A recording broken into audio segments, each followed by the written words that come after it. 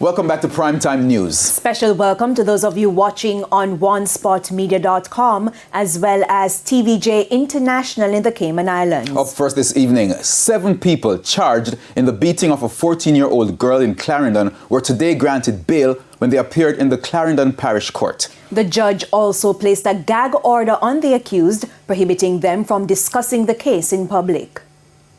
Persons were left stunned by the brutal beating of a 14-year-old girl in Havana Heights, Clarendon on December 30, 2023. 52-year-old Pauline Hugh Smith, Fayanne Millwood, 22-year-old Amanda Anderson, 3 teen girls ages 15, 16, and 17, and a 17-year-old boy were all charged with unlawful wounding and assault occasioning actual bodily harm. Amanda Anderson is also charged with common assault.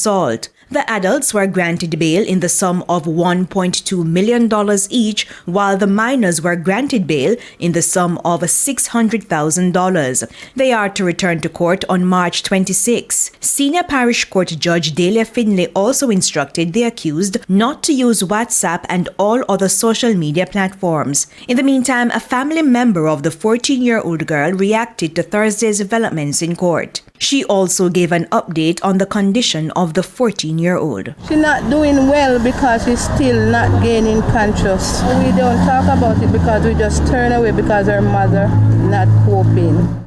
The viral video showed that the teenager was kicked as she fell to the ground. Having received a head injury, she is struggling to remember basic information. The Child Protection and Family Services Agency is offering support to the family.